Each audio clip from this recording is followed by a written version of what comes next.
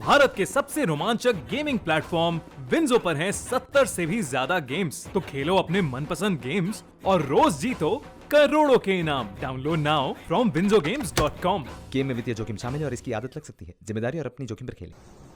मैं राष्ट्र हित के लिए काम करते रहूंगा। हमारे देश के प्रधानमंत्री मोदी जी के आदर्शों का पालन करते रहूंगा।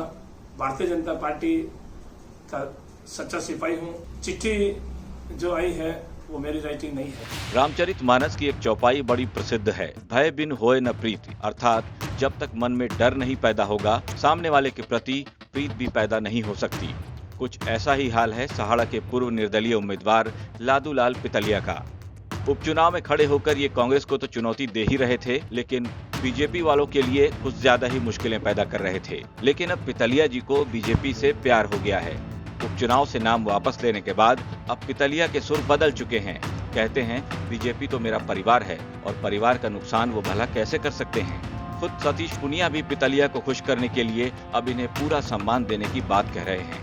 में खड़े होते हैं तो पार्टी इनका निश्चित रूप से मान सम्मान करेगी, लेकिन मुझे लगता है कि कांग्रेस पार्टी हार की बौखलाहट से निराशा, हताशा उनके चेहरों में और उनके बयानों में दिखती है, क्योंकि उनकी वहां गणित बिगड़ी और इसलिए उन्होंने कभी चिट्ठी का, कभी ऑडियो का, इस किस्म की सियासत करी। तो इसके पीछे कांग्रेस की सियासत पितलिया जी को बदनाम करने की, भारतीय जनता पार्टी को कमजोर करने की है।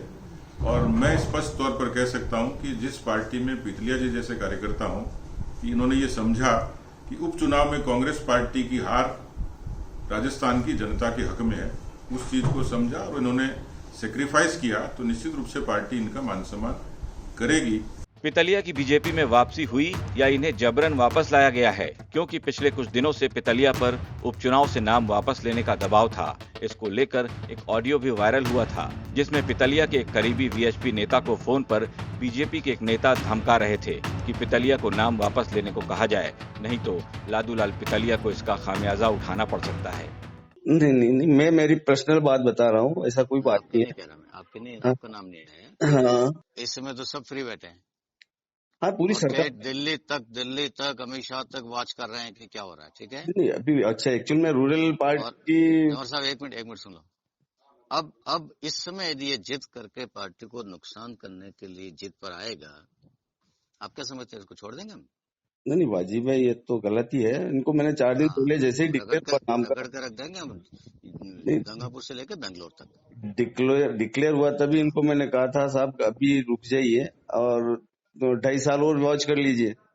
उसके बाद तो हम मनवारे कर रहे हैं कि तेरे को ये दे देंगे, वो दे देंगे। ठीक है ना? सही है।